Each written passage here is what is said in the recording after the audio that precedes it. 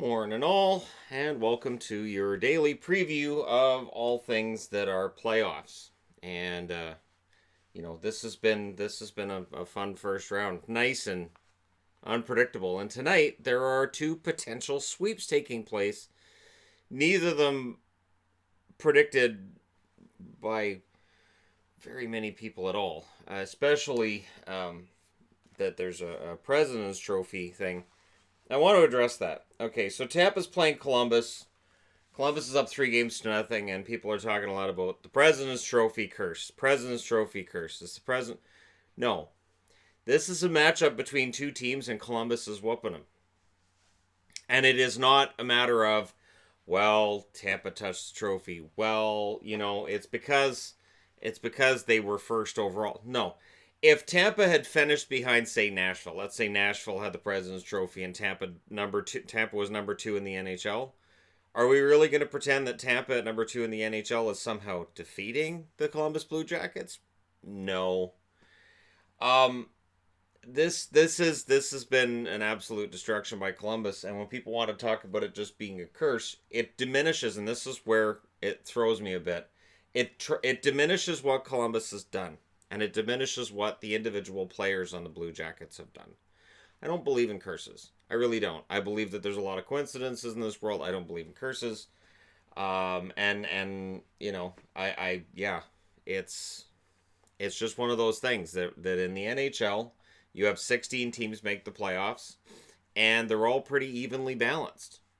So just finishing first in the NHL, that's nice, but you still have to go through 4 teams. And if you are not ready, this happens. Tampa, the one player with 3 points is Chernak. He has 3 assists. There are 3 players in Tampa with 2 points or more. And that is absolutely, completely, and totally unacceptable. Stamkos, Point, Kucherov, who's back tonight, and McDonough, all scoreless. Scoreless. Tampa has to win 4 in a row, and there are some that say, oh yeah, no, they're going to win 4 in a row. They're not done. Yeah. It's sort of like being 7 points out of the playoffs with 4 games left in the regulars, with four games left in the regular season. Your team's not technically done, but yeah, they're done. Duchesne has 2 goals and 3 assists for 5 points for Columbus. Pretty good for a guy that people have said at times doesn't, have enough of a heart and a drive to really succeed at the NHL level. 8 players with 2 or more points. So that tells you right there that Columbus, it's been a team effort. And Dzingel and Dubois are the guys who stand out as still being scoreless for them. So it has been a pretty solid run for Columbus. But again, while Vasi had a better game than the last one, he's still 866 overall in a save percentage. That's got to get better. Bobrovsky 940. If Vasilevsky doesn't have a save percentage tonight, I'm going to say like 930 or 940. Tampa's not winning, and they're going out in 4 straight.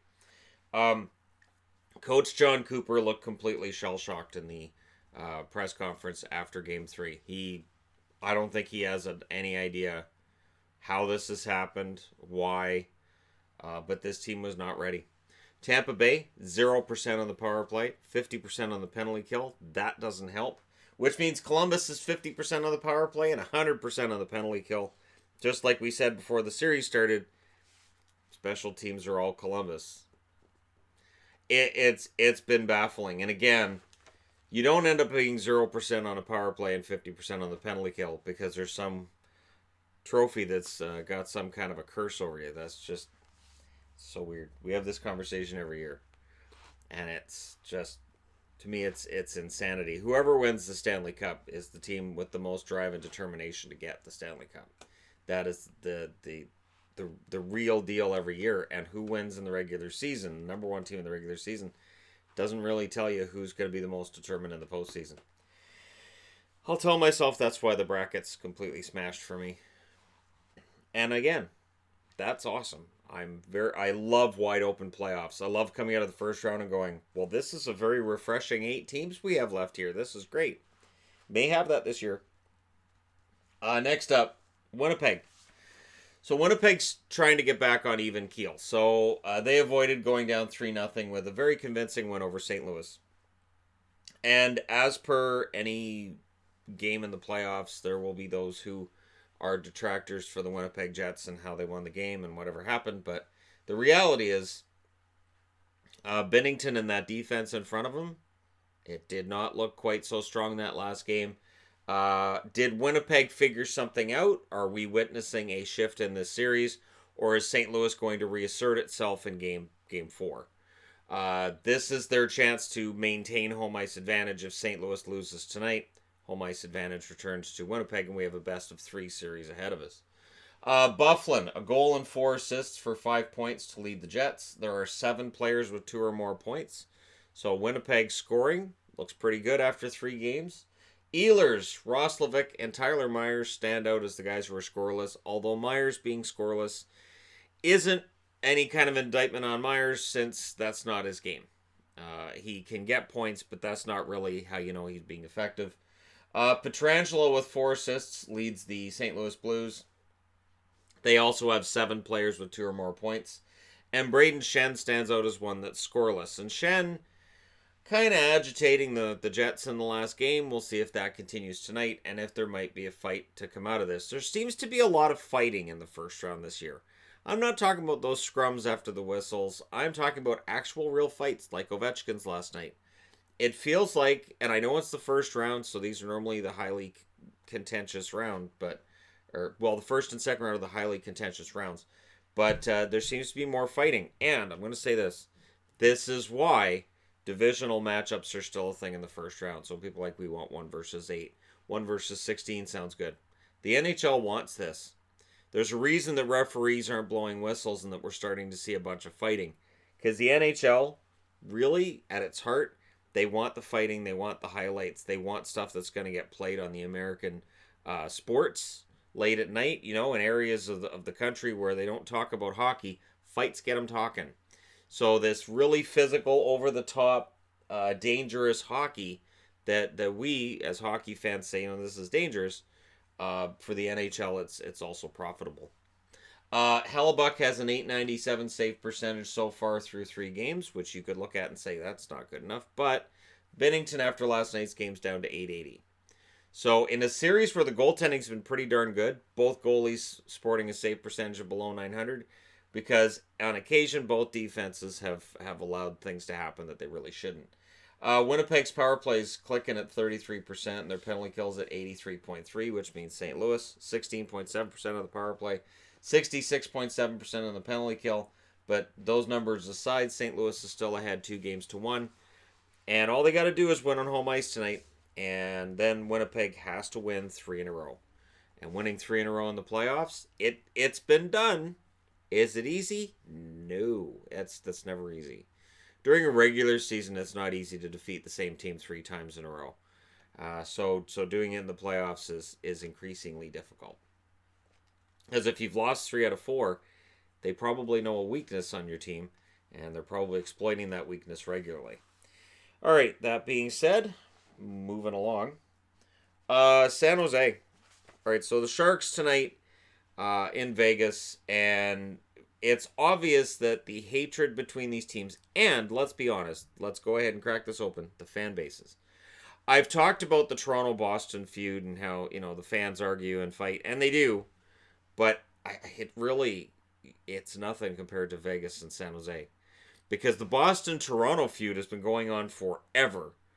The feud between Vegas and San Jose can only have started last year, unless, for some unbeknownst reason to me, the city of Vegas just had San Jose Shark fans coming in and, I don't know, knocking things over in casinos, just, walking through the city, pushing people around. Have a nice city you got here. Too bad you don't have a hockey team. And then the whole city rallies around. We're going to get a hockey team. We got to get these Sharks fans out. And then you've got yourself a Disney movie right there. So maybe that's what's happening. Maybe this is the next chapter in the Disney movie. But there's a lot of fighting and swearing for a Disney movie. So it's more of a Tarantino type movie than any, and there's a lot less killing than a Tarantino movie. Vegas is up 2-1. And depending on which fan base you're on, either Evander Kane squared up against Ryan Reeves and held himself pretty well, maybe got the decision a little bit, or Reeves schooled him. So that seems to be the message. Erik Karlsson's got 5 assists, but he's a -3 because he's been on the ice for almost every goal that has been scored by the San Jose Sharks, or by the Vegas Golden Knights, I should say. He has been victimized a lot by Vegas, and I do wonder if this series, like, we're seeing the offense, but we're also seeing the defensive deficiencies.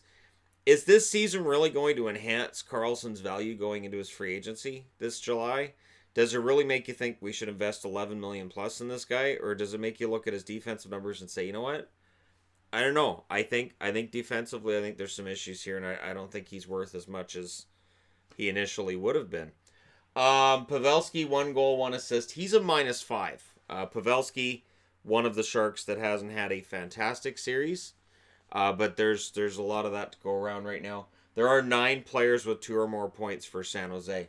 Braun and Heed stand out as scoreless guys because they're on the blue line, and Heed was a guy that was scoring while Karlsson was out. And now Karlsson's back, so Heed's back to less ice time and not being expected to score, so he stopped. Stone, 6 goals, 2 assists, leads the playoffs in goals. I believe he leads it in points as well, along with Stastny, who also has 2 goals and 6 assists. So just mirrored numbers, both of them with 8 points. 5 players with 2 or more points. So how Vegas is doing this is it's that second line victimizing San Jose basically every period, and San Jose hasn't had an answer or a way to shut them down. Smith, Marchessault, and William Karlsson all have 1 point. So that's the interesting thing too, because we're through 3 games and that line still hasn't really got themselves going, and yet Vegas has won 2 out of those 3 games. So maybe that first line is actually Stone, Stastny, Pacioretty. Maybe that's the real first line, and the Marchessault line is actually the second line now. Maybe that's where we're at with Vegas. Goaltending, Jones is starting tonight, and I know there were people, and I saw on the Vegas Golden Knights click that people like, oh, Jones is starting, oh, good. That's because Dell is not an improvement on Jones. Dell's numbers weren't any better than Jones's this year. Both of them had middling to poor numbers during the season. Jones has an .849 save percentage through the first 3 games. Dell's is .875. Either way they go, it's they have to outscore Vegas. Fleury's save percentage of .897. That's the scary thing. It feels like Marc-Andre Fleury really hasn't had to be a game stealer yet because of the fact that they're able to put up goals seemingly at will on that defense and on the goaltending for San Jose. So Fleury kind of having an easy time of it through 3 games so far compared to, say, last year where he dragged them past the Kings. That series was intense. It was a 4-game sweep, but it was an intense defensive series, and both goaltenders played fantastic. San Jose's power plays at 18.8%. Their penalty kill 69.2%. Vegas's power play 30.8%. Penalty kill 81.3%. They're winning the special teams battles too. So for Vegas, it's been an all-around victory on their part. And tonight, if they win, they maintain home ice. And again, much like I said with Winnipeg, that leaves San Jose having to win 3 in a row. San Jose is not winning 3 in a row against Vegas. So tonight, it is you either win it or that's it. So we'll see which side they end up on. Next up, Islanders. So at the start of the year, we all agreed that the Islanders weren't going to be any good. I've got the poll results, people. So if you want me to pull out those poll results on where we all thought they'd end up finishing this season, I have no problem getting that out. The wisdom seemed to be that they would finish 7th or 8th in their division. They finished 2nd in their division. Many, including myself, then said, all right, well, Pittsburgh will stop them in the playoffs. Pittsburgh has not stopped them in the playoffs. Therefore, I don't know what the ceiling is for the New York Islanders. They are currently up 3-0 on the Pittsburgh Penguins, and they are on the verge of a sweep tonight. This tonight would be the sweep. And, Eberle, 3 goals and 2 assists. Remember that playoff warrior Jordan Eberle that we all talked about in Edmonton? No, we didn't. And Eberle's playoff numbers have been absolutely fantastic. Now, there are 10 players with 2 or more points for the New York Islanders. It has been a team effort to the point where Cizikas and Clutterbuck are the 2 guys I pulled that are scoreless so far. And they're not really counted on for scoring, although Cizikas had a very solid season offensively this year. So the Islanders can finish this tonight. And there are some really interesting numbers on the Pittsburgh side of things. Schultz and Malkin are your leading scorers with a goal and 2 assists. And Justin Schultz has been caught out of position a couple times in this series by the New York Islanders. That defense can turn into offense real fast. That trap is frustrating Pittsburgh. Crosby's a -4. Gensel's a -3. Rust is a -4. And all 3 players are scoreless in this series. Remember last year with Gensel? He had 85 goals in the first series and 280 in the second. He was scoring at will. Not this year. Crosby had a ton of points last year through the 2 rounds they were in. Not this year. This has been a total turn in the wrong direction. And the question's been asked as well. I've seen this in the comment section of, are we seeing Crosby age in this series? Is this the series where we finally say, you know what? All these years of playing hockey, all this mileage, it's finally showing up. The Islanders are finding a way to make Crosby look human. There's 3 players, including Schultz and Malkin, that have 2 or more points. The other one's Kessel, who has a goal and an assist. That's not going to get it done. Robin Lehner's .951 save percentage. Lehner's been frustrating Pittsburgh tremendously. And Matt Murray, a .902 save percentage. I don't think Murray's had a bad series. I'm not going to say he has. The 0-3 record has to bother him. This is a kid that won 2 Stanley Cups as a rookie. Was talked about for Conn Smythe conversation in 2017. The idea of giving Murray and Fleury, both of them, some kind of consideration for the Conn Smythe. And this year, it's just the magic is not there for the Penguins. And it's weird because this is the first time I've seen the Penguins just handled this way. This is crazy. So, props to the Islanders for getting it done. The Islanders' power play is clicking at a 20% rate. Their penalty kill at 87.5. Pittsburgh's power play 12.5%, and their penalty kills at 80. So every number favors the Islanders right now. And it just feels like Pittsburgh doesn't have anything. They don't have an answer. And that's weird. Pittsburgh always seems to have an answer, and they're never down. They're never out. And I know there's people saying, see, Shannon's counting them out. That means they're going to come back. I don't see it. If I had magical hockey powers to make teams lose and make teams win, I would have figured it out years ago. My entire rack would just be Canadians jerseys if I thought I could make a team lose. Be all Canadians and Kings. Canadians on this rack and Kings on the other one. There's no magical hockey powers.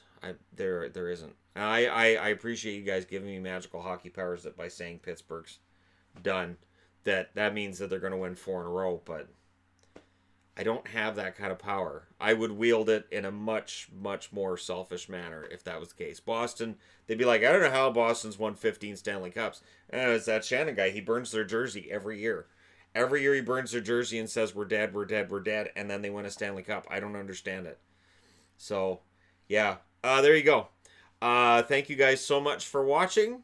Don't forget to hit like and subscribe if you're browsing your way through. You're just tapping upon this video. And hey, thank you guys so much for every ounce of support that I've had and getting to 82,000 subscribers. That's insane. It's crazy. Thank you. It is greatly appreciated. And I'll use my hockey powers for good. I'll talk to you again soon.